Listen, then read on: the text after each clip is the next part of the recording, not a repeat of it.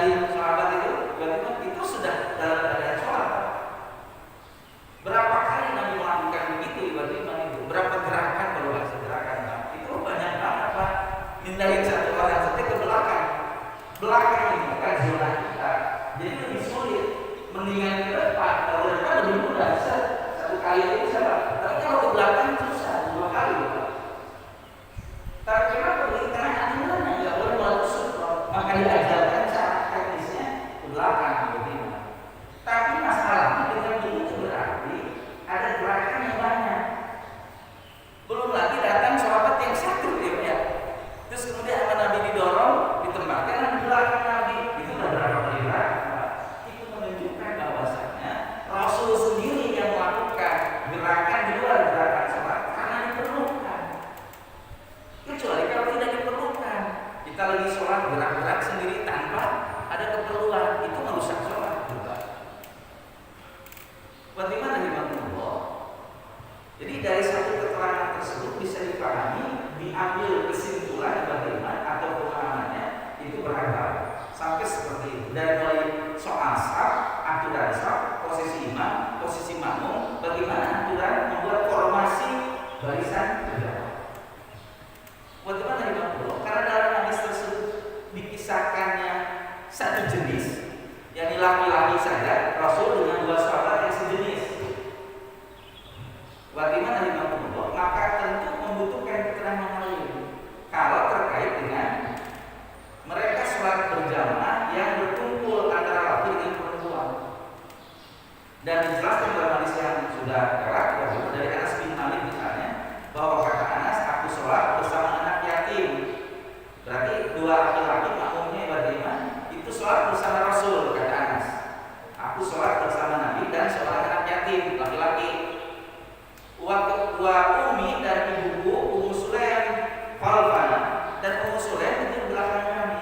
Nah, dalam hadis ini ada posisi buat perempuan, bahwa berdasarkan hadis itu boleh perempuan berjamaah dengan laki-laki. Satu. Yang kedua, makmum ada perempuan itu kalau berkumpul bersama laki-laki maka dia tidak bisa menjadi imam laki-laki. Dia posisi sebagai makmum, bahkan posisinya di belakang makmum laki-laki, bukan lagi di belakang imam, tapi di belakang makmum laki-laki. Jika pada saat itu ada makmum laki-laki. Kemudian bagaimana dari makmum? Dari hadis tersebut bisa dipahami bahwa makmum perempuan itu berada di belakang buat imam, dan posisinya karena kalimatnya kholfana bukan kholfi, bukan di belakang aku, kata Anas, di belakang kami, berarti posisinya lurus dengan imam. Maka ibaratnya dari makmum, posisi bagi perempuan itu ketika menjadi makmum yang berkumpul yang imamnya laki-laki, maka posisi perempuan kalau satu orang itu lurus dengan imam laki-laki. Lalu kemudian manakala lebih daripada 1 orang perempuan itu, maka berlaku aturan yang tadi yang riwayat Abu Daud. Jadikan imam di tengah kalian. Jadi manakala makmumnya perempuan 2 orang, maka menjadikan imam di tengah garis mereka di depan berarti imam. Jadi tidak berada pada posisi lurus dengan makmum sebelah kanan atau sebelah kiri. Dan kalau dihilangkan makmum laki-lakinya, maka tidak berubah ya seperti itulah posisi gitu. Jadi insya Allah Bapak dan Ibu bisa mengilustrasikan ya dari penjelasan yang tadi bagaimana formasi sholat berjamaah. Kemudian bagaimana dari makmum, bagaimana terkait dengan berjamaahnya perempuan. Nah, belum masuk ke sini. Tadi ada prolog pengantarnya. Kira-kira Bapak rela nggak? Kalau yang dimaksud dengan sebaik-baiknya saf laki-laki itu yang awalnya dan seburuk-buruk safnya yang akhirnya. Pertanyaan saya adalah, kira-kira Bapak rela nggak? Bapak sholat nih berjamaah penuh kan Bu, lalu dapatnya saf belakang gitu Pak. Kira-kira Bapak rela nggak disebut Bapak posisinya di saf yang paling jelek? Udah sholat berjamaah di sini paling jelek gitu Pak. Kira rela nggak Pak? Tentu aja tidak rela Pak. Tapi ternyata dari hadis tersebut ada yang memahaminya begitu.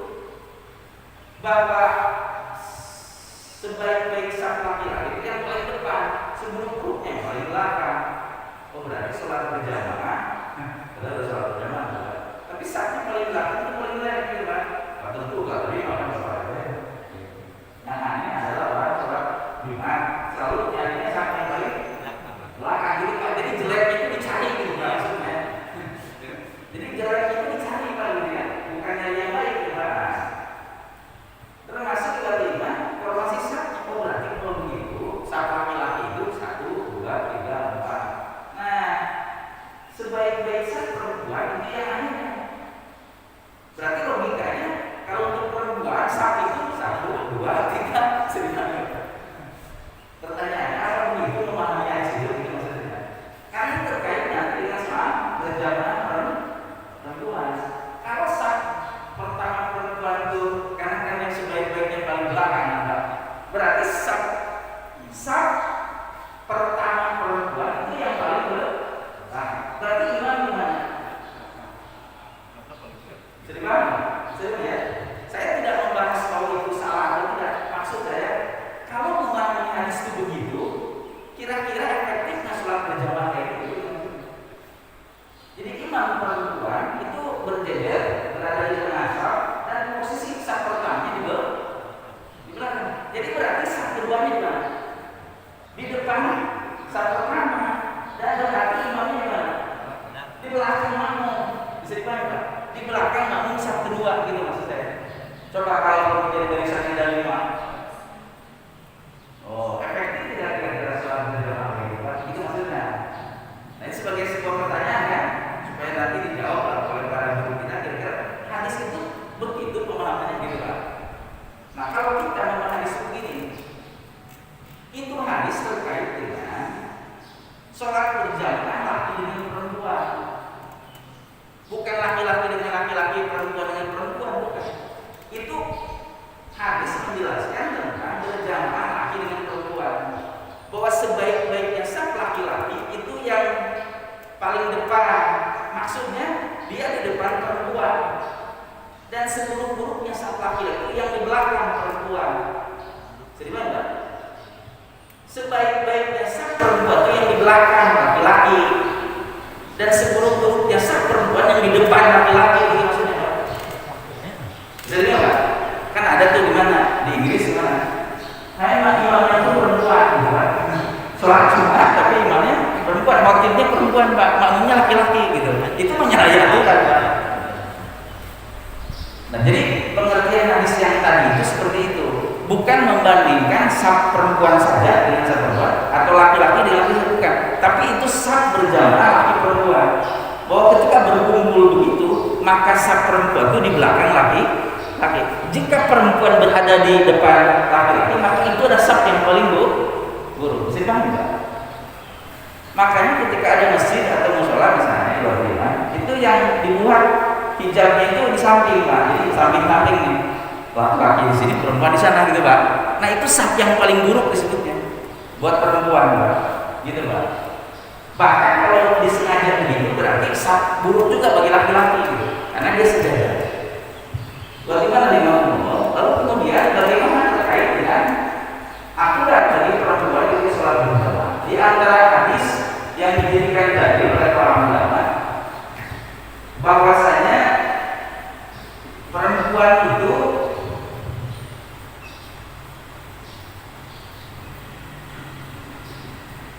imam perempuan itu berdirinya lurus. Salah satu dalilnya dari Ahmad Ad-Dumi an imra'atin min qaumihi, dari seorang perempuan dari kaumnya, yuqalulah yang dipanggil orang tersebut dengan nama Hujairah. Jadi ada perempuan namanya Hujairah menceritakan Ummu Salamah dari Ummu Salamah istri Nabi, innaha amatuna, sesungguhnya Ummu Salamah mengimami mereka kaum perempuan, faqamat wasaton, ia berdiri tengah-tengah saf. Ini bagaimana hadis Al-Baihaqi dan Al-Bazzar. Kemudian bagaimana ada kasusnya Aisyah adalah anak Aisyah dari Aisyah, bahwasanya beliau karena Tuhan, beliau mengadakan waktu ibu, beliau juga iqomah, waktu memisah dan mengimami perempuan, waktu puasa kebunan, dan beliau berdiri di tengah-tengah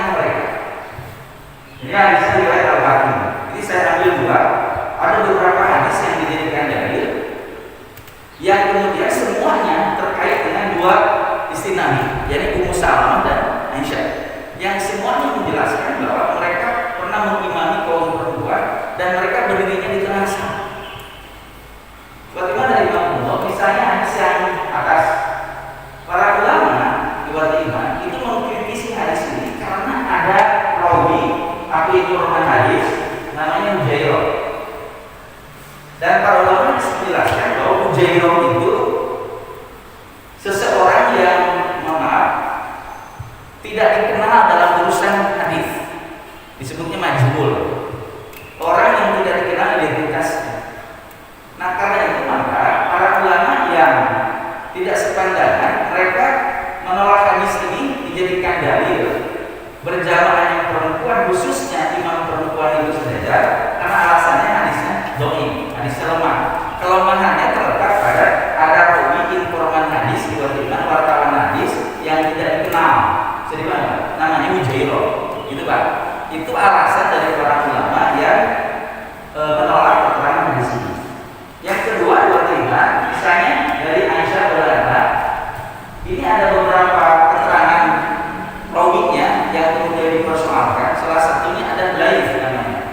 Lais itu para ulama menjelaskan dia jelek hafalannya.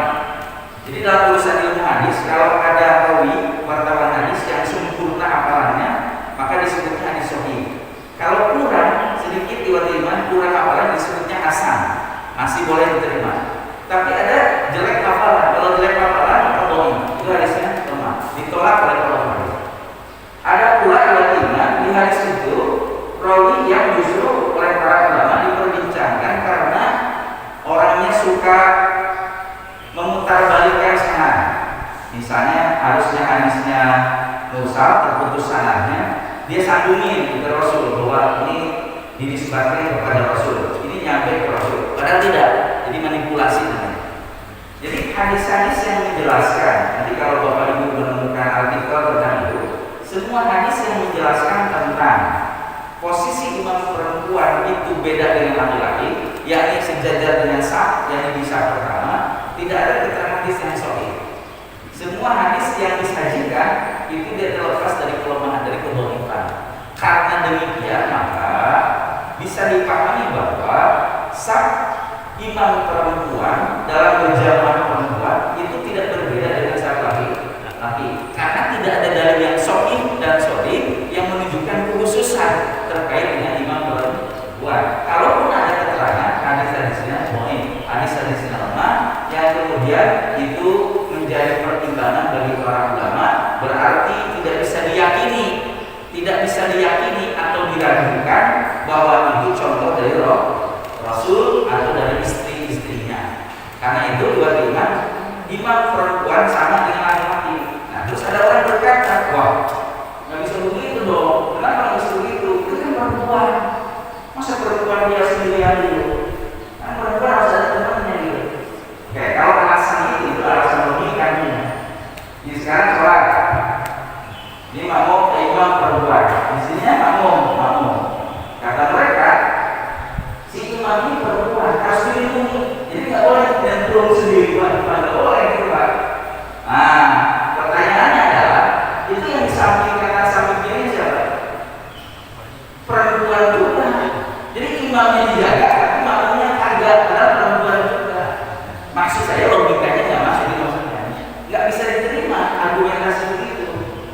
Lagian juga Bapak dan Ibu, perempuan itu bagi imam kelompok perempuan. Kenapa dipersoalkan gitu maksudnya? Orang dia sholat berjamaah dari kelompok perempuan sendiri. Termasuk boleh nggak perempuan ada? Boleh di kaum perempuan. Nggak boleh perempuan ada di sana. Nggak boleh Pak. Perempuan boleh ada untuk kaum mereka, di tempat mereka. Boleh ikhwah di tempat mereka untuk mereka, dan kemudian sholat berjamaah imamnya bagi mereka. Jadi Pak. Jadi persoalannya apa gitu maksudnya? Orang di tengah-tengah mereka kok gitu. Bisa dipahami? Nah, itulah yang menjadi pertimbangan bahwa berjamaah perempuan itu sama dengan laki-laki, aturan yang karena tidak ada dalil yang sahih yang mengkhususkannya. Demikian yang dapat saya antarkan melengkapi pembahasan tentang tidak perlu dipertegas lagi karena sudah dibahas pada pertemuan yang silam bahwa kaifiatnya untuk perempuan dan laki-laki manakala mereka sejenis itu sama ya tuntunan dan pedomannya. Demikian kalau Allah besar. Ada yang bertanya silakan. Terima kasih Pak. Intinya bahwa sholat berjamaah lebih baik daripada sholat sendiri 25 sampai 30 derajat. Untuk imam perempuan sama posisinya seperti pria karena selama ini hadis itu semua boleh. Juga untuk azan dan iqamah boleh bagi wanita selama berhubungan wanita. Untuk pertanyaan bapak atau ibu yang berhubungan dengan keadaan ini, mungkin ibu-ibu supaya lebih jelas pertanyaannya untuk sebagai imam, karena imam perempuan sama seperti imam pria tidak boleh azan dan iqamah selama berhubungan perempuan semua. Ada yang bertanya? Atau ada bapak-bapak? Silakan.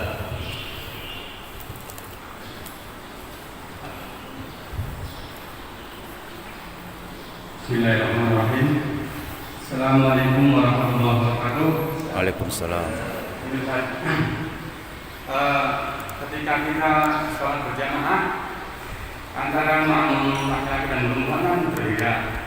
Nah, kemarin ketika pembeli kemarin kita sholat di rumah. Nah, kebetulan kita kan rumahnya kecil gitu kan. Cuman lebarnya itu 3x3 lah katakanlah. Kalau 3x4, ketika kita posisikan seperti yang saya tadi bilang bahwa imam di depan, kemudian laki-laki, kemudian perempuan itu nggak pas gitu.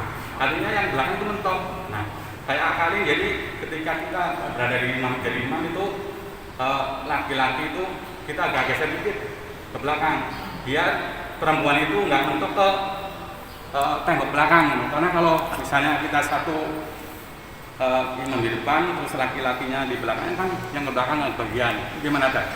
Baik. Kalau bisa tadi yang contoh imam satu orang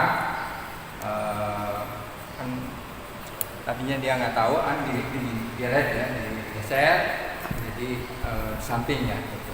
Terus kalau ada yang berikutnya tarik sama Rasul ke belakang, bisa dicontohkan ya biar lebih jelas. Yang kedua tadi sebaik-baik step adalah di depan ya, dan jelek-jelek step di belakang. Jadi ada penjabaran bahwa kalau kita sholat, apakah sholat Jumat atau sholat berjamaah, kalau di depan pertama katanya dapat sapi, yang kedua dapat kambing, terakhir dapat ayam ya. Nah itu coba bisa dijelaskan benar ya atau bagaimana? Hadis itu wabil taufiq wadaya. Assalamualaikum warahmatullahi Waalaikumsalam.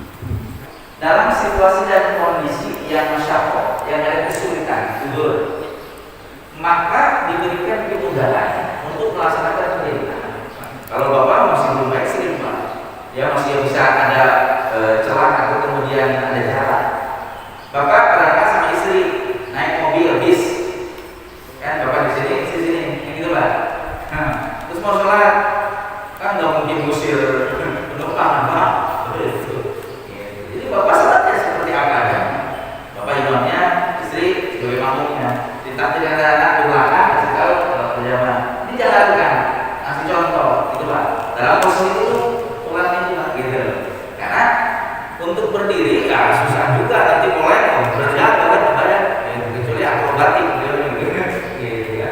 Nah jadi kalau yang tadi yang diceritakan itu nggak terlalu ekstrim itu pak, ya.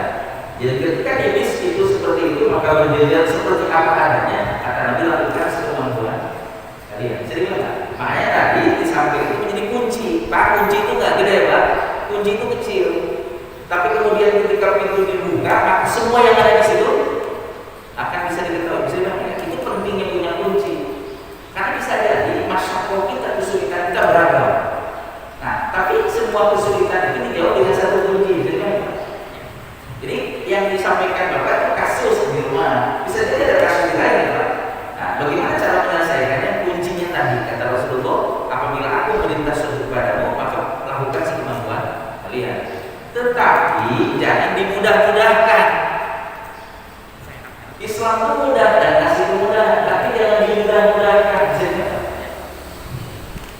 Maksudnya apa? Kan yang tahu situasi itu kan kita, Pak. Seperti yang tadi Bapak bilang di rumah kecil misalnya, Pak. Nah, kan yang tahu Bapak. Nah, di sini kalau kita sudah dibekali dengan kunci, dengan kaidah, maka kita yang akan mengatur teknisnya. Ini pengalaman saya, Pak. Mungkin ketika itu hanya saya doang sholat di tempat itu. Yang sholat ini, sholat hari rayanya beda dengan yang lain. Ketika itu sedang di lapangan, Pak, hujan. Dengan akhirnya jamaah masuk ke masjid semua kan? Tadi di halaman jalan, Pak. Masuk ke masjid. Masjidnya itu, Pak, ya nggak bisa gitu, Pak. Masuk. Saya bilang, saya pakai ini. Semuanya masuk ke masjid. Yang mau sholat, karena sholat ini kan sunnah. Maka apa? Ya mungkin ada orang yang silakan akan hujan. Dia bilang, yang mau sholat silakan masuk ke masjid. Saya silakan, sholat juga. Pokoknya masuk aja dulu semua. Jadi semua pada ada bentar. Oh, karena umum, Pak. Masjidnya kan terbatas gitu, Pak. Berarti semuanya silakan duduk semua. Berdekatan juga, berdekatan. Terus saya bilang gini, ini mihrab bisa dipakai? Oh bisa, Ustaz. Coba bereskan semua. Pada saat itu saya kasih contoh ke jamaah untuk sholat sambil duduk. Jadi semuanya berdekatan, Pak. Jadi sholatnya sambil duduk semua. Gini, Pak. Semuanya gini. Jadi di depan ini dia rapatkan gitu, Pak. Nah, dan saya sholatnya iman mencontohkan dulu di atas kursi. Jadi sholat ini. Jadi ketika itu mungkin Pak di dunia hanya cuma itu doang sholat gitu, Pak. Gitu. Jadi saya ajarkan, selesai paham mereka bersolat. Yang kedua adalah sholat sah. Kalau tadi di Jakarta Barat, ini Jakarta Pusat. Jadi saya pas datang 10 menit sebelum pelaksanaan sholat itu apa? Pas datang, dia akan menyesuaikan dengan posisi kita gitu, misalnya. Misalnya, Bapak pahamnya ini mohon maaf ya, Bapak misalnya awalnya pahamnya itu adalah saya kalau berjamaah di belakangnya, padahal cuma berdua nih. Bapak tadi sholat sendirian, terus Bapak datang, tapi di belakang. Allah, melek kan Bapak? Melek. Allah, apa gitu ya? Bangga. Nah, orang kalau imamnya ngerti dia akan mundur, menyesuaikan. Tapi kalau Bapak pahamnya begitu terus mundur, si imam jangan terus mundur, karena sampai begitu nanti pulang. Bukan sholat berjamaah.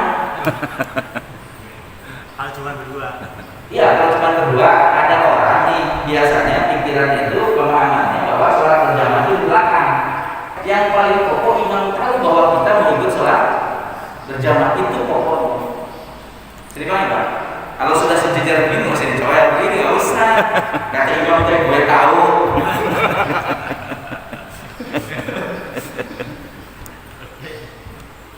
Jadi baik, Pak? Baik. Masih ada? Tadi pertanyaan itu kontak emas semuanya benar. Itu menurut sab pertama kedua ada kontak. Oh iya, baik. Terkait dengan nilai ikhlas dalam hadis riwayat Imam Bukhari dan Imam Muslim. Tetapi pertanyaannya adalah, mohon maaf ya, ditakdirkan sabnya ada 3. Unta, sapi, kambing. Nah, oke. Pertanyaan saya, Bapak berani nggak mengatakan yang ketiga itu seburuk-buruknya sab? Paham nggak maksudnya? Ditakdirkan sabnya ada 3, berarti yang paling belakang nih sab berapa? Yang ketiga. Ditakdirkan katakan sab kelima, berarti Imam telur, tuh. Kira-kira masih mengatakan seburuk-buruknya sab? Rela nggak tuh? Dapat nilai masih dibilang seburuknya gitu. Bisa dibilang. Nah, karena demikian maka yang tadi saya sudah jelaskan bahwa keterangan tentang keutamaan sab itu sahih dari Nabi, sehingga para sahabat sendiri mengutamakan berlomba-lomba untuk merebut iman sab pertama itu. Ya tentu bukan rebutan tidak apa ya gitu. Rebutannya apa? Dia datang lebih dulu gitu maksudnya, Pak. Maka itu mendorong orang supaya datang lebih dulu ke masjid supaya mendapatkan sab yang depan gitu, Pak. Tapi pengertian seburuk-buruk sab itu Bapak rela nggak terus saya ditakdirkan sabnya ada